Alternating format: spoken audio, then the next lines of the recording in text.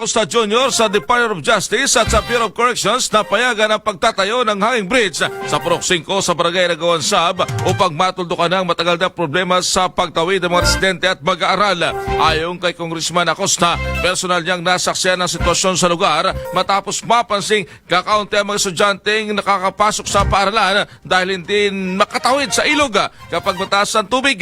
Nangako rin siya tutulong sa pagpapagawa ng hanging bridge katuwang ang mga residente sa pamagitan ng bayanihan.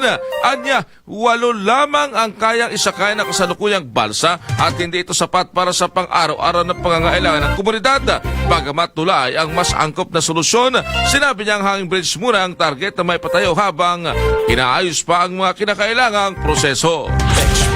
Express Balita sa Umaga.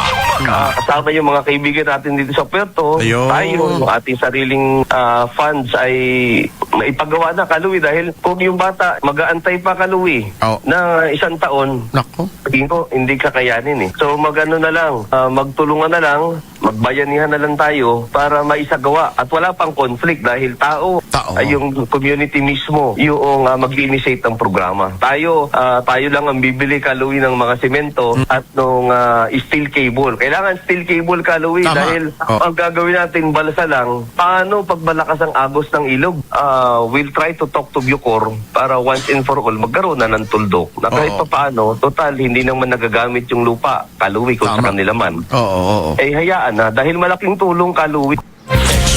Express Balita sa Umaga. Yan po ang tinig ni Congressman Hel Acosta Jr. Yan ang balita natin sa inyo na numero 1 vitamin C sa bansa. Ito ang Santon Vitamin C. Ito ay pumasa sa pagsusuri ng FDA na may kakayahan upang palakasin ang immune system ng isang tao upang tayo po ay hindi magkasakit. Ang Santon Vitamin C ay mabibili sa lahat ng mga butika sa Puerto Princesa at buong lalawigan ng Palawan. Express Balita sa Umaga.